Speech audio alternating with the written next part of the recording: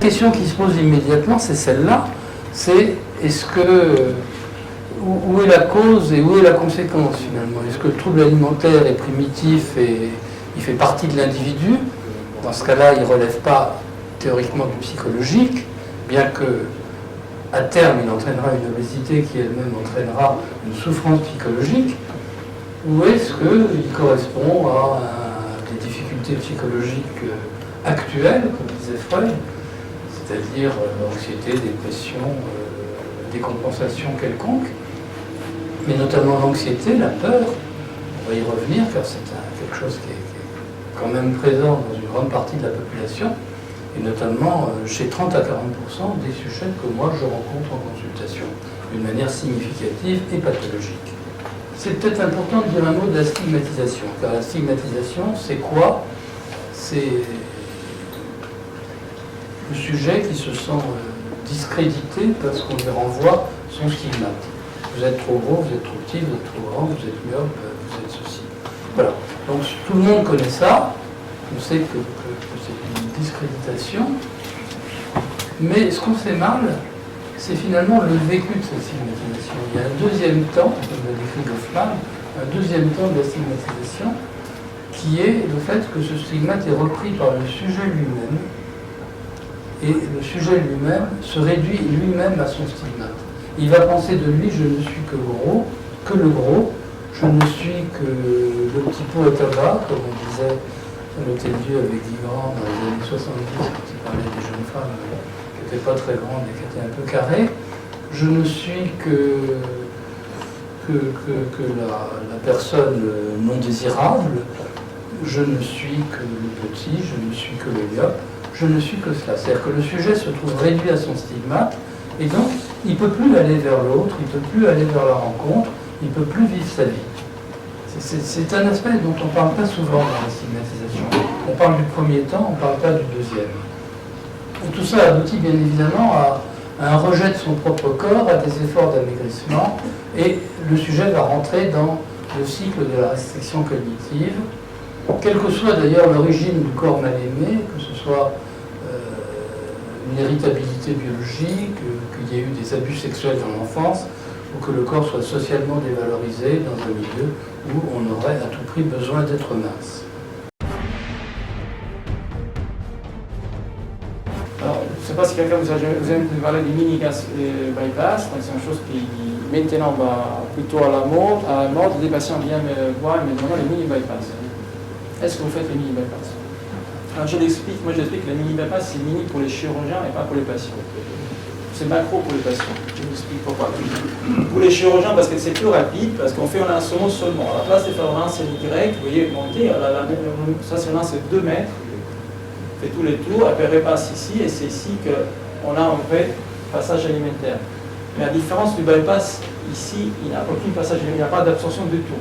Son technique est plus mal absorptive que les bypass.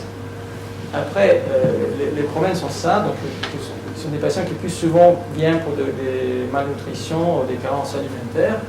2, on a un reflux des bile. Vous voyez que la poche ici est fait un peu plus longue. Elle est fait plus longue pour réduire les pourcentages de reflux biliaire dans l'ésophage. Parce qu'on a la bile qui passe ici, elle va repasser pour notre poche gastrique. Et en plus, on a une fréquence un peu plus importante d'ulcère de l'anastomose due au reflux biliaire. Dernière, il y a des études qui montrent, c'est encore un protocole ça, qu'il y a le même risque de cancérisation de l'anastomose, comme on voyait avant dans les anastomoses gastrovaginales pour cancer à cause du reflux biliaire.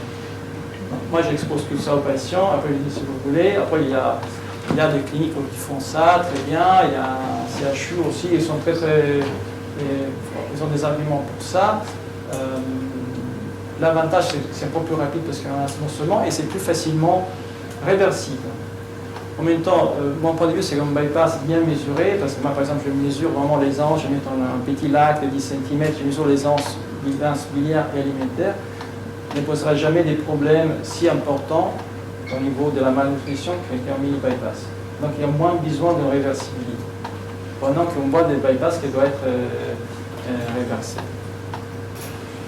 Donc, il y a une étude très importante sur environ 3000 patients, c'était une étude contrôlée, Pour comparer la VANO, la sleeve et les bypass, vous voyez qu'au niveau du terme de poids, on a des résultats plus importants pour les bypass, même si la sleeve est tout de suite derrière.